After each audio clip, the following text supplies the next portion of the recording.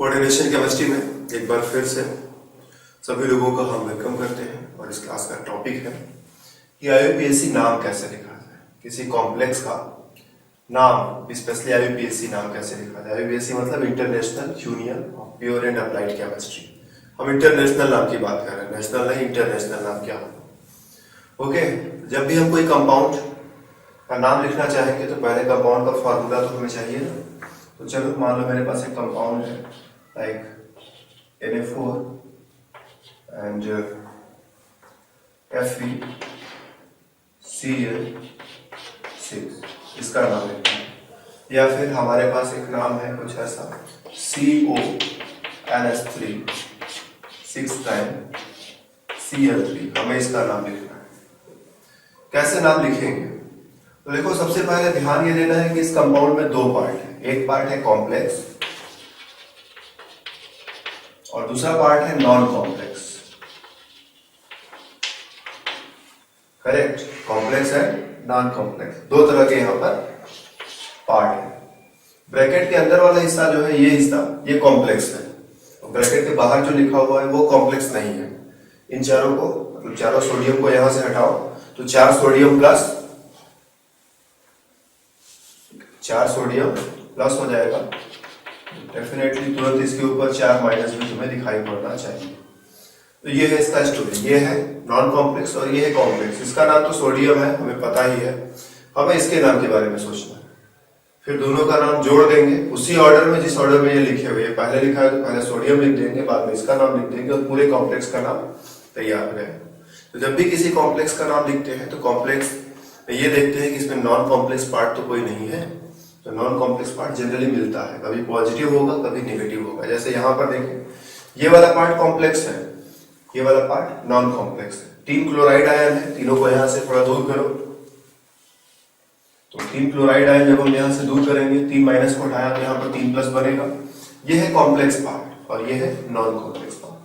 यहाँ पर complex part negative है, यहाँ पर कॉम्प्लेक्स पार्ट पॉजिटिव है। नाम लिखने के लिए ज्यादा कुछ नहीं करना है। मेटल और लिगेंड दो ही चीज होते हैं कॉम्प्लेक्स में, और तो कुछ तीसरा है नहीं। तो हमें मेटल का नाम लिखना है, लिगेंड का नाम लिखना है, दोनों को जोड़ देना है। लिगेंड का नाम वही लिखेंगे जो भी पिछले वाले क्लास में हमने बताया था कि लिगेंड का नाम क्या क्या लिखा जाता है। तो अमोनिया के लिए हमने वर्ड यूज किया था एमीन। अमोनिया एक बार है तो सिर्फ एमीन लिखो, 2 बार है तो डाईएमीन, 3 बार है ट्राई, 4 बार है टेट्रा, 5 के लिए पेंटा, 6 के लिए हेक्सा।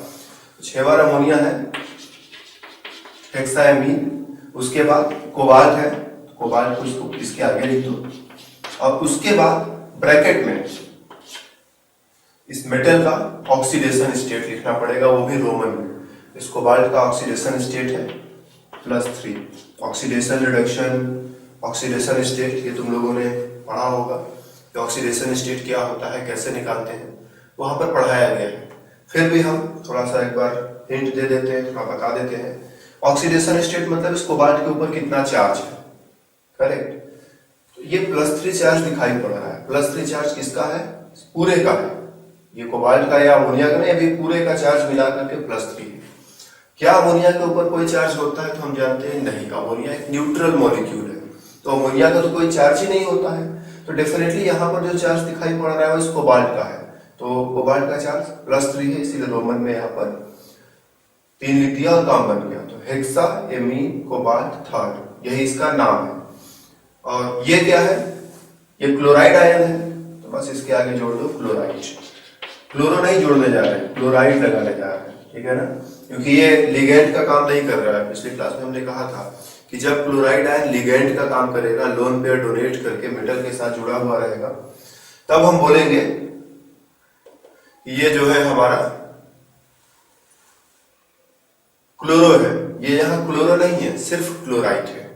ये लोन पेयर मेटल को डोनेट नहीं कर रहा, सिर्फ इसका पॉजिटिव है, इसीलिए नेगेटिव आयन बनकर के उसके साथ लगा हुआ है। तो इसको हम क्लोरो नहीं बोलेंगे। हाँ, अगर ये ब्रैकेट के अंदर होता तब इसको हम क्लोराइड नहीं लिखते, क्लोरो लिखते। ठीक है। दूसरी चीज, 3 बार क्लोराइड है तो क्या हमें ट्राईक्लोराइड लिखने की जरूरत है? तो आंसर है नहीं, हमें ट्राईक्लोराइड भी लिखने की जरूरत नहीं। ये ट्राई, टेट्रा, पेंटा, हेक्सा, सब ब्रैकेट के अंदर वालों के लिए यूज करते हैं। बाहर क्लोराइड 3 बार है, फिर भी हम सिर्फ क्लोराइड लिख करके छोड़ देंगे। तो तुम ये पूछ सकते हो कि ये कैसे पता चलेगा कि क्लोराइड 3 बार है। अगर हम क्लोराइड लिख करके छोड़ देंगे तो कोई ये नाम पढ़ेगा, हम स्ट्रक्चर देख रहे हैं तब तो जान रहे कि भाई 3 क्लोराइड है, हम नाम लिख करके चले गए और ऊपर वाला हिस्सा जो है हमने मिटा दिया, जितना नाम लिख दिया ऊपर वाला हिस्सा हमने मिटा दिया। अब कोई कैसे बताएगा कि यहाँ कितना क्लोराइड था? ये तो देखकर कोई बता देगा कि 6 अमीन था, 6 अमोनिया मॉलिक्यूल्स यहाँ पर लगे हुए थे, लेकिन इसको देखकर कोई कैसे बताएगा कि 3 क्लोराइड भी था? तो एक क्लोराइड समझ सकता है, गलती कर सकता है। तो हम क्या आंसर देंगे अब ये सुनो, जरा लिखो इसको, कोबाल्ट लिखो, कोबाल्ट के साथ 6 अमोनिया जोड़ो, करेक्ट, ब्रैकेट लगाओ, इसके ऊपर चार्ज लिखो। कितना चार्ज लिखेंगे? जितना कोबाल्ट और अमोनिया का मिला करके है। तो कोबाल्ट पर 3 यूनिट पॉजिटिव चार्ज है, वो यहां से पता चल रहा है। अमोनिया का चार्ज कुछ भी नहीं है, तो कुल मिलाकर क्या हो गया? +3। अब यहां पर क्लोराइड लगाओ, इस +3 को देख करके कितना क्लोराइड लगाना चाहिए? तो आंसर है कि +3 है तो -3 भी होना चाहिए। तो अपने आप इसके साथ 3 क्लोराइड लगा देंगे हम। तो ट्राई क्लोराइड लिखने की जरूरत नहीं है। इस फॉर्मूले को देख करके, इस पॉजिटिव चार्ज को देख करके क्लोराइड को बैलेंस कर लिया जाएगा। 3 पॉजिटिव है तो 3 क्लोराइड लगा देंगे, 4 पॉजिटिव होता तो 4 क्लोराइड लगा देंगे। ठीक वैसे ही जैसे हम लोग कैल्शियम क्लोराइड बोलते हैं, तो फॉर्मूला अपने आप CaCl2 अंदर से निकलता है, चाहे याद हो गया है, चाहे समझ में आता है, जो भी है। कुछ लोगों को याद हो जाता है, कुछ लोग याद कर लेते हैं कि कैल्शियम क्लोराइड का फॉर्मूला CaCl2 है, और हमने जो है समझ करके रखा हुआ है कि नहीं, कैल्शियम पर 2 पॉजिटिव होता है, इसीलिए जब भी इसके साथ जोड़ेंगे, एक क्लोराइड नहीं जोड़ेंगे, 2 क्लोराइड को जोड़ेंगे, इसीलिए फॉर्मूला CaCl2 है। AlCl3, तो एल्युमिनियम के ऊपर 3 पॉजिटिव होता है, इसीलिए जब भी इसके साथ जोड़ेंगे 3 क्लोराइड जोड़ेंगे, तो AlCl3 होगा।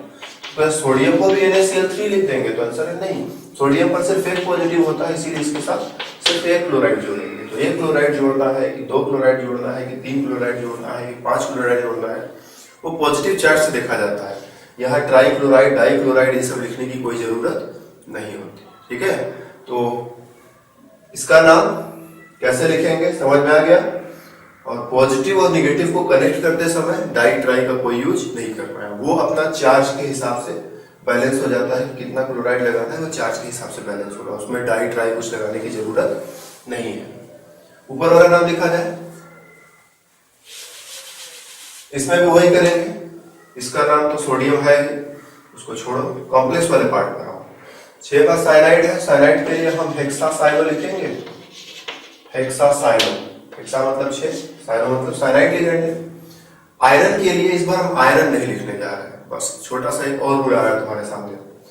अगर ये कॉम्प्लेक्स पॉजिटिव चार्ज के साथ है तब तो आयरन को आयरन लिखते हैं, कोबाल्ट को कोबाल्ट लिखते हैं, निकिल को निकिल लिखते हैं, जिंक को जिंक लिखते हैं। लेकिन अगर कॉम्प्लेक्स जो है निगेटिव चार्ज के साथ है, ठीक है ना, निगेटिव चार्ज के साथ है, तब आयरन को आयरन नहीं लिखते हैं, कोबाल्ट को कोबाल्ट भी नहीं लिखते हैं, निकिल को निकिल भी नहीं लिखते, उसको हम कोबाल्ट को कोबाल्टेट बोलते हैं।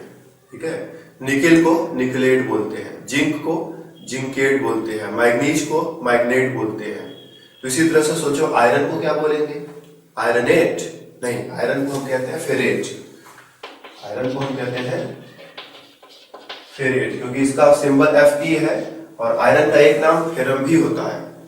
ठीक है ना, आयरन का एक नाम लैटिन में कि ग्रीक में किस में होता है ये तो हमें याद नहीं है। होता क्या है कि साइंस में लैटिन, ग्रीक, ये सब बहुत वर्ड्स चलते हैं। तो आयरन को किसी न किसी दूसरे लैंग्वेज में, दूसरे भाषा में, अब वो लैटिन है कि ग्रीक है या कोई और है, हमें ये तो नहीं याद रहा, लेकिन ये याद है कि इसे फेरम बोलते हैं। इसी तरह से पोटेशियम होता है, जैसे पीरियोडिक टेबल में पोटेशियम के है, उसको पी से शुरू होना चाहिए लेकिन के है।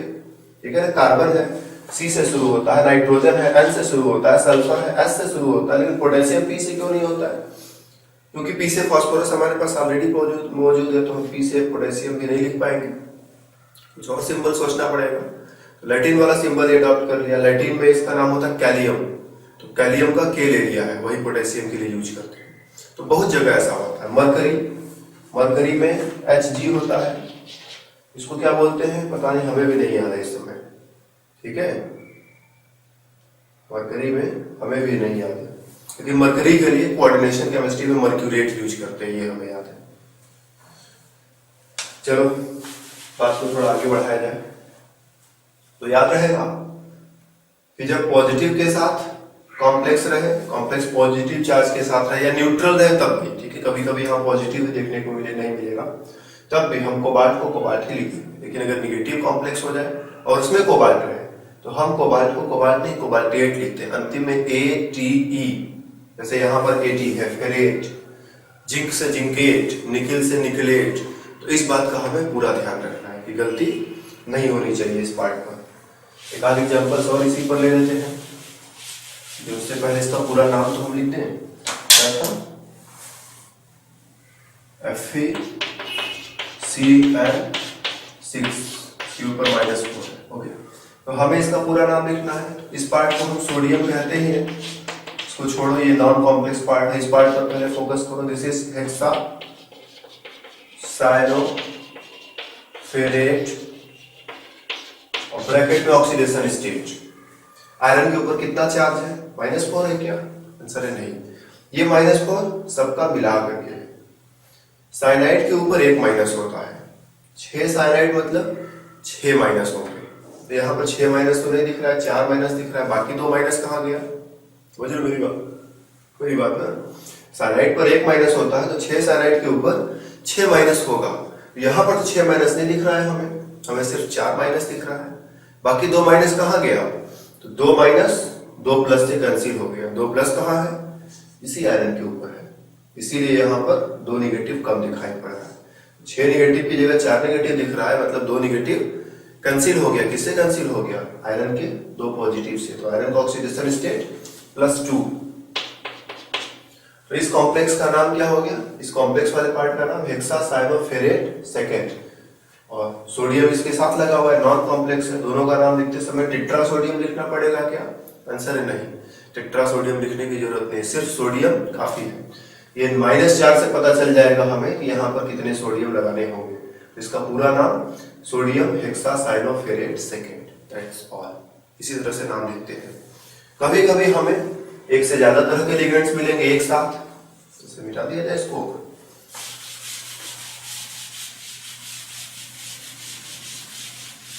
अगर कुछ ऐसा सिचुएशन कि मेरे पास आयरन है, आयरन के साथ एक अमोनिया भी लगा हुआ है, एक पानी का मॉलिक्यूल भी लगा हुआ है, एक साइनाइड आयन भी लगा हुआ है, एक क्लोराइड आयन भी लगा हुआ है, एक आयोडाइड आयन भी लगा हुआ है। कितने हो गए? 1 2 3 4 5, ठीक है, चलो बस इतना ही, थोड़ा इसको कम करते हैं, इतना ही दूर लेते हैं।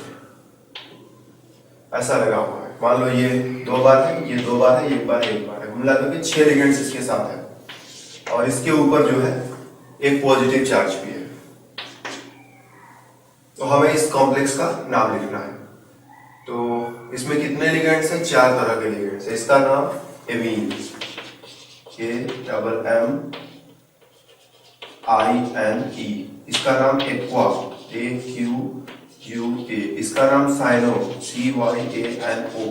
इसका नाम क्लोरो, ठीक, और इसका नाम आयरन। तो मेटल का नाम आगे लिखेंगे, सारे लिगेंड्स उसके पीछे रहेंगे अल्फाबेटिकल ऑर्डर में, ठीक है ना, ABCD के ऑर्डर में। तो हम आयरन लिखेंगे, लेकिन आयरन से पीछे इन नामों को एडजस्ट करना है अभी अल्फाबेटिकल ऑर्डर में। तो सबसे पहले किसको रखना चाहिए? इसको, इसको, इसको या इसको? तो पहले A वाले को रखेंगे। तो A के साथ M का कॉम्बिनेशन पहले आएगा या A के साथ Q का कॉम्बिनेशन पहले आया है? तो A और A को कॉमन है, कैंसिल करो, M और Q पर सोचो। ABCD पढ़ोगे तो पहले M आता है, Q बाद में आता है, तो पहले M वाले को लिखो। तो हो गया डाइएमीन, 2 बार है तो डाई तो लिखना पड़ेगा ना। पानी 2 बार है तो डाइएक्वा, ठीक है। साइनाइड और क्लोरो, इसमें कौन पहले लिखा जाएगा? C और C कॉमन है, Y और H में कौन पहले आता है? Y या H? तो पहले H आता है, Y बाद में आता है। पहले क्लोरो लिखेंगे, देन क्लोरो, देन साइनो, फिर आयरन, ब्रैकेट में इसका ऑक्सीडेशन स्टेट आयरन का।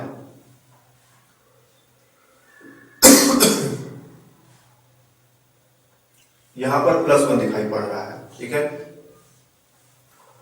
यहाँ पर +1 दिखाई पड़ रहा है। आयरन पर कितना चार्ज होगा हम सोच सकते हैं, कैलकुलेट भी कर सकते हैं। कभी कभी अगर सोचने में ज्यादा टाइम लगे तो कैलकुलेट कर लो फटाफट। देखो कि आयरन का चार्ज जो है वो x है, अमोनिया का चार्ज 2y, पानी का चार्ज 2z, इसका चार्ज p, इसका चार्ज q, सब मिला करके +1, क्योंकि सब मिलाकर कितना है +1 है। अब अमोनिया मॉलिक्यूल पर कोई चार्ज नहीं होता तो इसका वैल्यू 0, पानी के मॉलिक्यूल पर कोई चार्ज नहीं होता, वैल्यू 0, साइनाइड आयन का चार्ज -1, p की जगह -1 रखो, क्लोराइड आयन का चार्ज -1, q की जगह भी -1 रखो, तो x -1 इज इक्वल टू +1, -1 मिल करके -2 हो जाएगा, x -2 +1, x is equal to +1, -2 हो जाएगा तो +2 हो जाएगा, +3। तो ऐसा निकल गया आयरन का चार्ज +3, वहां ब्रैकेट में लिख दो। तो कैलकुलेशन भी कर सकते हैं हम ऐसे, या फिर हम सीधे भी लिख सकते थे।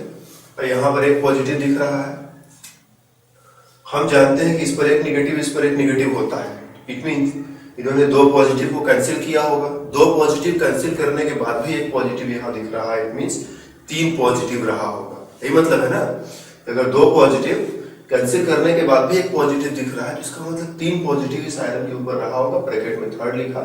और चूंकि ये न्यूट्रल कंपाउंड नहीं है, ये आयन है, तो इसलिए इसके आगे आयन भी लिख दो तो ज्यादा पढ़ने में ज्यादा बढ़िया लगेगा। नाम तो नहीं हो गया, लेकिन ये कंपाउंड नहीं आयन है, इसके साथ अभी नेगेटिव आयन बाहर से कोई जोड़ देंगे तो ये न्यूट्रल कंपाउंड हो जाएगा।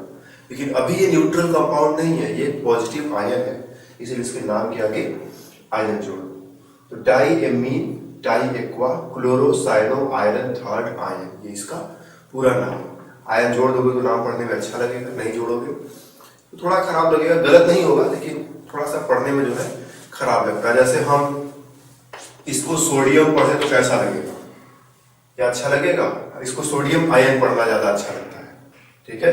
हम इसको सोडियम कहें, इसको सोडियम कहें, कुछ तो डिफरेंस होना चाहिए। सोडियम कौन है भाई, ये है कि ये है? तो ये सोडियम है। तो सोडियम आयन कहते हैं तो समझने वाले तुरंत समझ जाते हैं कि नहीं इस पर कोई चार्ज है। उनके दिमाग में कुछ बात आता है कि नहीं यहाँ पर कुछ न कुछ चार्ज है, कितना चार्ज है उनका काम है सोचना। तो इस पर चूंकि चार्ज है इसीलिए नाम को ऐसे ही मत खत्म करो, इसके आगे आयन लिख दो। और भी क्लियर करना चाहते हो तो कैटायन और एनायन भी लिख सकते हो। कैटायन मतलब पॉजिटिव आयन, एनायन मतलब नेगेटिव आयन। वैसे तो समझदारों के लिए सारा काफी होता है, सिर्फ आयन लिखना काफी है, लेकिन अगर तुम चाहो तो कैटायन या एनायन भी आगे लिख करके छोड़ सकते थे। ओके, तो नाम लिखते समय क्या क्या रूल है? लिगेंड्स को अल्फाबेटिकल ऑर्डर में लगाते हैं, ठीक। 2 बार आ जाए तो डाई लगाओ, 3 बार आ जाए तो ट्राई लगाओ, 4 बार आ जाए तो टेट्रा लगाओ, 5 बार आए तो पेंटा लगाओ। मेटल का नाम लिखते समय ध्यान रखना है कि अगर पॉजिटिव है या न्यूट्रल है कॉम्प्लेक्स पार्ट तो मेटल का नाम as such iron, cobalt, nickel, copper ऐसा लगाते हैं। लेकिन अगर निगेटिव है तो आयरन को फेरेट लिखते हैं, कोबाल्ट को कोबाल्टेट लिखते हैं, निकिल को निकलेट लिखते हैं, जिंक को जिंकेट लिखते हैं। ये ध्यान देना है। तो यही सब जो है छोटे छोटे रूल्स है नाम लिखने के, कोई बहुत बड़ा रूल नहीं है, ठीक है, कोई बहुत बड़ा रूल नहीं है, यही छोटे छोटे रूल्स है। एक और नाम हम तुम्हें लिख कर दिखाना चाहेंगे, COEN TriCl, इसका नाम लिखना है। कोबाल्ट के साथ EN का मतलब इथाइलिन डाईएमीन, करेक्ट।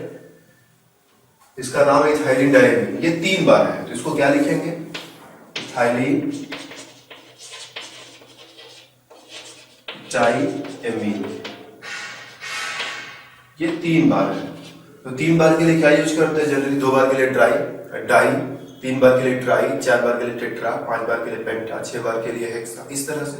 लेकिन इस बार इसको 3 बार रिपोर्ट करने के लिए हम ट्राई का यूज नहीं करेंगे, ये छोटा सा ध्यान देना है। क्यों नहीं करेंगे? कंफ्यूजन अवॉइड करने के लिए, ठीक है।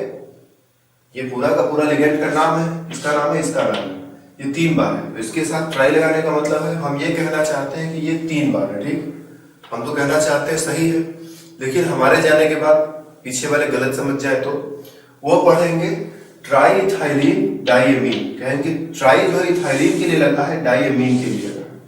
सॉरी, पहले तो नाम गलत लिखा है यार, ये एमीन नहीं एमीन है, AMINE, ठीक है।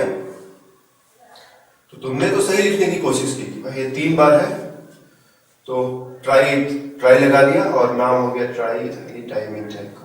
लेकिन पढ़ने वाले इसका गलत मतलब समझ गए। उन्होंने मतलब क्या समझा, ट्राई इथाइलिन मतलब इथाइलिन जो है 3 बार है, एंड डाइएमीन, ठीक है, ये वाला पार्ट जो है 2 बार है। उन्होंने गलत समझ लिया। गलती तुम्हारी नहीं, गलती समझने वाले की। तो समझने वाला भी गलती न करे, इसका भी सावधानी तुम्हें ही रखना पड़ेगा, क्योंकि लिखा तो तुमने, समझा रहा तुम्हें लिख करके, सामने वाले को ऐसा समझाओ कि वो गलत ना समझे। तो ट्राई मत लिखो यहाँ पर बदल दो इसको लगाओ ट्रेस, ठीक है, यहाँ पर लगाओ ट्रेस। अब सामने वाला अगर गलत समझता है मतलब उसको कुछ नहीं आता, ठीक है, अब की बार गलती तुम्हारी नहीं कही जाएगी। ट्रिस इथाइलिन डाइएमीन मतलब ट्रिस और डाई हम 2 अलग अलग फॉर्मेट में लिखे हैं। 2 बार के लिए हम डाई यूज करते हैं, 3 बार के लिए ट्राई यूज करते हैं, 4 बार के लिए टेट्रा यूज करते हैं, 5 बार के लिए पेंटा यूज करते हैं, 6 बार के लिए हेक्सा यूज करते हैं, और इसी के साथ साथ 2 बार के लिए हम बिस यूज करते हैं, 3 बार के लिए हम ट्रिस यूज करते हैं, और 4 बार के लिए टेट्रा किस यूज करते हैं, ठीक है, 5 बार के लिए पेंटा किस यूज करते हैं, 6 बार के लिए हेक्सा किस यूज करते हैं। तो ये भी तुम्हें ध्यान में रखना होगा थोड़ा, कि हम इस फॉर्मेट का भी यूज कर सकते हैं, इस फॉर्मेट का भी यूज कर सकते हैं। अगर इंटरनली इसमें डाई लगा हुआ है तो उसके साथ हम ट्राई का बाहर यूज करके कंफ्यूजन क्रिएट कर रहे हैं। तो अगर इसके अंदर डाई लगा हुआ है अब उसके बाहर ट्राई, टेट्रा, पेंटा इन सब का यूज मत करो, नहीं तो कंफ्यूजन होता है। इन सब में से किसी एक का यूज कर लो। तो हमने ट्रिस लगा दिया, कोई कंफ्यूजन नहीं। ट्रिस इथाइलिन डाइएमीन का मतलब ट्रिस 3 बार के लिए लगाया है। किसको 3 बार किया गया, इसको 3 बार किया गया नहीं। समझने वाले के दिमाग में भी ये बात आ जाएगी कि जरूर कंफ्यूजन अवॉइड करने के लिए लगाया है, क्योंकि उसके गुरुजी ने भी तो उसको पढ़ाया होगा ना कि बच्चा जब डाई अंदर आए तो बाहर ट्राई मत लगा देना, ये तो काम गड़बड़ हो जाएगा। तो ये जो है नॉलेज का फ्लो जो है पीढ़ी दर पीढ़ी चलता रहता है। हम तुमको बताएंगे, तुम लोग फिर अपने चेलों को बताओगे, इस तरह से जो है काम चलता रहेगा, सबको पता चलता रहेगा कि ऐसे ऐसे होता है। तो ट्रेस लिख दिया, इसका मतलब नो कंफ्यूजन। तो इस तरह से हम किसी कॉम्प्लेक्स का नाम लिखते हैं। कॉम्प्लेक्स का नाम लिखते समय लिगेंड का नाम पहले लिखेंगे, फिर मेटल का नाम लिखेंगे। लिगेंड का नाम लिखते समय अल्फाबेटिकल ऑर्डर फॉलो करेंगे। मेटल का नाम लिखने के बाद ब्रैकेट के अंदर हम उसका ऑक्सीडेशन स्टेट भी लिखेंगे। मेटल कॉम्प्लेक्स पॉजिटिव हो तो मेटल को डायरेक्ट लिखते हैं, अगर कॉम्प्लेक्स निगेटिव हो तो मेटल को ATE के साथ फिनिश करते हैं। कोबाल्ट का कोबाल्टेट बनाते हैं, जिंक का जिंकेट बनाते हैं, आयरन का फेरेट बनाते हैं। तो चलो इसका नाम पूरा कर दिया जाए। तो 3 बार ये था, तो ट्रिस इथाइलिन डाइएमीन हो गया। कोबाल्ट है तो इसको कोबाल्ट लिखेंगे कि कोबाल्टेट लिखेंगे, बताओ, कोबाल्ट होना चाहिए कि कोबाल्टेट। तो 3 क्लोराइड लगा हुआ है, अगर तीनों को हम थोड़ा यहाँ से दूर पहुंचाए पहले, 3 क्लोराइड का मतलब 3Cl माइनस, तो यहाँ पर 3 प्लस होगा, तो डेफिनेटली पॉजिटिव कॉम्प्लेक्स है, तो इट शुड बी कोबाल्ट। और ब्रैकेट में चार्ज, हम जानते हैं इथाइलिन डाइएमीन का स्ट्रक्चर क्या है, CH2 एक NH2 इसके साथ, एक NH2 इसके साथ, एक न्यूट्रल लिगेंड है, इस पर ना कोई पॉजिटिव है ना तो कोई नेगेटिव है। इट मींस जो भी पॉजिटिव चार्ज दिखाई पड़ रहा है इसके ऊपर दिखाई पड़ रहा है, तो +3। चाहो तो तुम मैथमेटिकली भी कैलकुलेट कर सकते हो, ठीक है, जैसे पहले लिखा हुआ था COEN ट्राइस दिन ब्रैकेट बाहर में Cl3। तुम चाहो तो मैथमेटिकल कैलकुलेशन भी कर सकते हो। तुम कह सकते हो कि भाई चलो कोबाल्ट का चार्ज मान लिया x है, EN का मान लिया y है, और क्लोराइड का मान लिया z है। तो x y को हम 3 बार लेंगे, z को भी हम 3 बार लेंगे, क्योंकि ये 3 बार है, ये भी 3 बार है, कुल मिला के 0, क्योंकि इस पूरे कॉम्प्लेक्स के ऊपर कोई चार्ज नहीं है। हम इसके बारे में जानते हैं कि इसके ऊपर कोई चार्ज नहीं होता, तो y का वैल्यू 0 हो जाएगा, और y 0 है तो 3y भी 0 हो गया, ठीक है। अब क्या बचा, 3z। हम जानते हैं क्लोराइड पर एक नेगेटिव होता है, तो z का वैल्यू -1, तो 3 × -1 कर दो, तो x - 3 = 0, x = +3। तो ऑक्सीडेशन स्टेट जो मेटल का है, तुम चाहो तो थोड़ा सा मैथमेटिकल होकर के भी कैलकुलेट कर सकते हो, और अगर तुम चाहो तो मैथमेटिकल ना होकर के सिर्फ ऐसा लॉजिकली भी कैलकुलेट कर सकते हो कि इस पर कोई चार्ज नहीं है, जो भी चार्ज है यहाँ, ठीक है।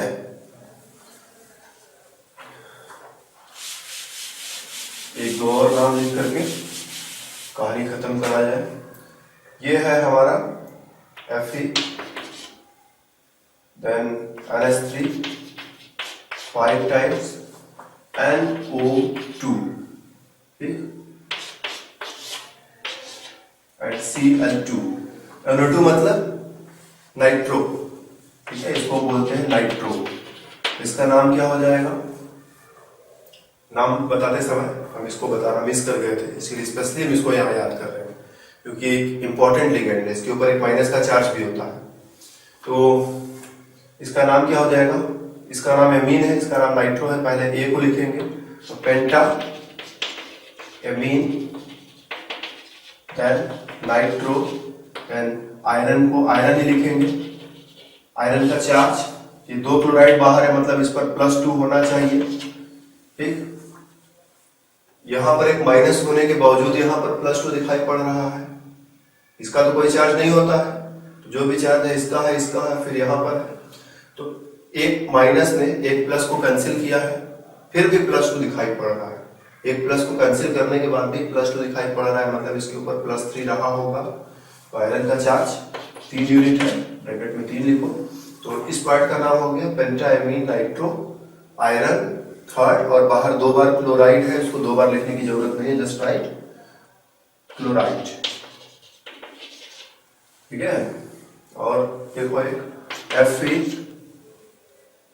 NH3 5 times ONO and Cl, तो इसका नाम लिखना है बिल्कुल इसी की तरह। तो ओनली डिफरेंस, यहाँ नाइट्रोजन के साथ 2 ऑक्सीजन है, यहाँ भी 2 ऑक्सीजन है, 1 नाइट्रोजन 2 ऑक्सीजन, लेकिन लिखने का स्टाइल देखो बदल दिया है, NO2 लिखा है और ONO लिखा है। जब भी हम ऐसे लिखते हैं इसका मतलब ऑक्सीजन ने लोन पेयर आयरन को डोनेट किया है, ठीक है ना। लोन पेयर जो डोनर है वो नाइट्रोजन नहीं है इस बार की तरह, इस बार ऑक्सीजन ने डोनेट किया है, डोनर एटम बदल गया है।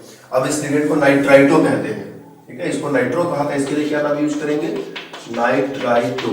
तो पूरा यही होगा, बस यहाँ नाइट्रो की जगह नाइट्राइटो होगा, जिससे पढ़ने वाला नाम पढ़ करके ये समझ जाए कि इसका कौन सा एटम लोन पेयर डोनेट किया होगा। तो इसको हम किस क्लास में रखेंगे?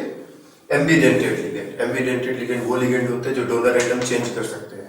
तो एक बार नाइट्रोजन के थ्रू डोनेट किया नाइट्रो, ऑक्सीजन के थ्रू डोनेट किया तो नाइट्राइटो, ओके। और भी ऐसे कैसे जगह होंगे तो हमारे सामने आएंगे ही आएंगे, डोंट वरी।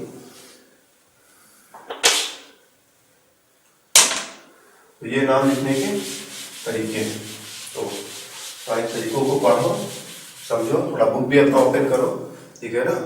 बुक को ओपन करना बहुत जरूरी होता है, ये नहीं कि यहाँ वीडियो से सब काम चल गया तो हम बुक अपना ओपन ही नहीं करेंगे।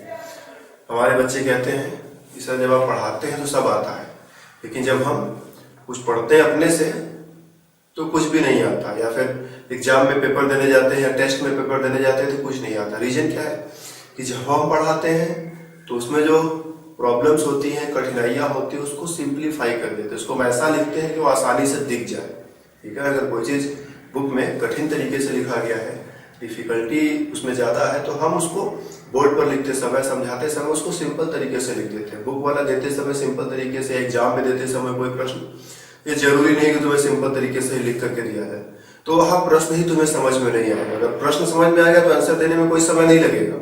तो सबसे बड़ी बात है कि जो बुक में प्रश्न लिखा होता है, जो एग्जाम में प्रश्न लिखा होता है, कभी कभी वो समझ में नहीं आता, कभी कभी क्या मोस्ट ऑफ द टाइम नहीं समझ में आता। रीजन क्या है? आदत नहीं है बुक पढ़ने। तो बुक को पढ़ो, हमारे लेक्चर को मिलाओ और देखो कि दोनों में कॉमन क्या है, डिफरेंस क्या है। ऐसा तो नहीं कि हम सब गलत सलत पढ़ा के चले जा रहे हैं और एग्जाम में गए तो कुछ हो ही नहीं रहा है। अगर हम सब सही पढ़ा रहे हैं तो एग्जाम में भी तो कुछ होना चाहिए ना, कि हम सब सही पढ़ा रहे हैं और एग्जाम में जाकर के सब 0 हो जा रहा है। तो ऐसा नहीं होना चाहिए। इसके लिए बस यही रास्ता है कि बुक पढ़ो, क्वेश्चन पेपर लगाओ, मॉडल पेपर लगाओ, देखो कि प्रश्न कैसे पूछा गया और उसका हम आंसर कैसे देंगे। बस प्रश्न को समझना है, जो हमने पढ़ाया है और जो प्रश्न में पूछा है दोनों में कनेक्शन क्या है, क्योंकि वहां पर वो चीजों को सिंप्लीफाई करके नहीं लिखेगा, वो बताएगा नहीं कि इससे ऐसा होता है, वैसा ऐसा होता है, वो सीधे जो है लिख देगा, उसको सॉल्व करो। अब तुम्हारा काम है सॉल्व करना, कि बस उसको सॉल्व करके आंसर हमें चाहिए, वो समझाने नहीं जाएगा। तो हम तो प्रश्न लिखते हैं 2 बार समझाएंगे, प्रश्न को लिखते समय भी उसका लैंग्वेज आसान कर देते हैं ताकि जल्दी समझ में आ जाए। वहां तो बिल्कुल स्टैंडर्ड लैंग्वेज लिख दिया जाएगा, आसान वासान से उनको कोई मतलब नहीं। तो बुक को पढ़ना बहुत जरूरी है कि ताकि कठिन जो है, मतलब मटेरियल नहीं कठिन है, उसका लैंग्वेज बिना काम का कठिन बना रखा है, तो उस लैंग्वेज के साथ परिचित होना बहुत जरूरी है। अगर उस लैंग्वेज के साथ परिचित नहीं होगे तो सब आता हुआ भी कभी कभी बेकार हो जाता है। तो इसीलिए थोड़ा बुक पर भी फोकस करो। एक नाम और लिखा जाए, इस नाम को जरा ट्राई करो, CONS3 5 times Cl and Cl2। Chlorine का देखो दोहरा नेचर है, एक क्लोरीन अंदर भी काम कर रहा है, दो क्लोराइड आयन बाहर भी काम कर रहा है। मतलब क्लोराइड आयन अंदर भी काम कर रहा है, बाहर भी काम कर रहा है। बाहर वो पॉजिटिव नेगेटिव का बैलेंस बनाने में लगा हुआ है, और अंदर क्या कर रहा है वो, अंदर वो क्या कर रहा है कि लोन पे डोनेट करने का काम कर रहा है। अब इसका नाम लिखो, तो इस पार्ट का नाम क्या हो जाएगा, इसका नाम हो जाएगा, पहले एमीन लिखेंगे, पेंटा एमीन, देन क्लोरीन के लिए क्लोरो लगाएंगे और कोबाल्ट लिखेंगे, ब्रैकेट में कोबाल्ट ऑक्सीडेशन स्टेट लिखेंगे। तो यहाँ पर अगर दो क्लोराइड लगे, मतलब इस कॉम्प्लेक्स पार्ट के ऊपर दो पॉजिटिव तो होगा ही होगा। क्लोराइड जो है एक पॉजिटिव को कैंसिल किया होगा, क्योंकि इसके ऊपर एक माइनस होता है, एक पॉजिटिव हुए तो लेड होगा ना। एक पॉजिटिव कैंसिल करने के बाद भी दो पॉजिटिव दिखाई पड़ रहा है, मतलब 3 पॉजिटिव था इसके ऊपर, इसका तो कोई चांस है नहीं, और इसने एक पॉजिटिव कैंसिल किया है, फिर भी 2 पॉजिटिव यहाँ है, तो इट मीन्स यहाँ पर 3 पॉजिटिव था। तो बस लिख दो थर्ड, ठीक है, पेंटाएमीन क्लोरो कोबाल्ट थर्ड, और बाहर में क्या है, क्लोराइड आया है, उसको क्लोरो लिखने की जरूरत नहीं है, उसको सिर्फ क्लोराइड लिखेंगे और उसमें डाई वाई भी नहीं लगाएंगे, क्लोराइड। इससे पता चलता है कि ये और ये दोनों अलग अलग तरीके के। उससे क्या पता चलता है कि वो नेगेटिव आयन का काम कर रहा है केवल, और इससे पता चलता है कि नेगेटिव चार्ज तो उसके ऊपर रहा ही है, लेकिन नेगेटिव चार्ज है कैसे पता चला, ये हमारा नॉलेज है कि क्लोराइड जहां पर रहेगा नेगेटिव रहेगा। और इससे क्या पता चलता है कि ये लिगेंड का काम कर रहा है, लोन पे डोनेट करने का काम कर रहा है। तो नाम में क्लोरीन 2 जगह मौजूद है, लेकिन 2 अलग अलग फॉर्मेट में। ओके, चलो ये नाम जरा लिखो, CONS3 6 time and COCl 6 time, इसका नाम लिखना है। इसमें ये एक कंपाउंड है, 2 मत समझ लेना, ये नहीं कि एक कॉम्प्लेक्स और दूसरा कॉम्प्लेक्स, दोनों एक ही है, ठीक है, पूरा मिलाकर के एक सिंगल कंपाउंड, इसका नाम लिखना है। इसमें 2 पार्ट है, इधर वाला इधर वाला।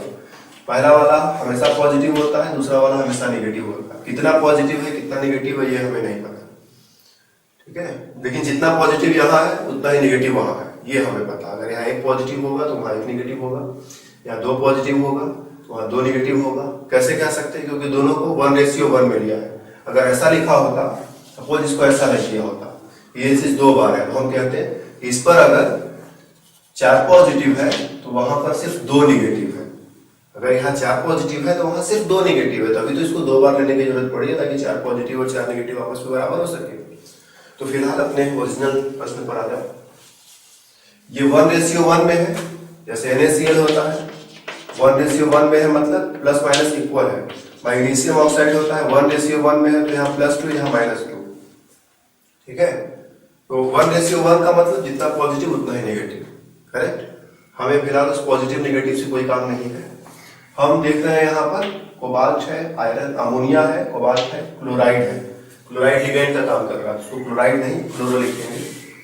इस पार्ट का नाम हेक्सा एमीन कोबाल्ट, और ब्रैकेट में इसका ऑक्सीडेशन स्टेट। इस पार्ट का नाम हेक्सा क्लोरो कोबाल्ट, ब्रैकेट में इसका ऑक्सीडेशन स्टेट। ऑक्सीडेशन स्टेट कैसे पता किया जाए, तो सबसे पहली बात, ऐसे केसेस में दोनों जगह ऑक्सीडेशन स्टेट सेम होता है, ठीक है। अगर अलग अलग होगा तो लिख करके देना पड़ेगा एग्जाम लेने वाले को, ठीक है ना।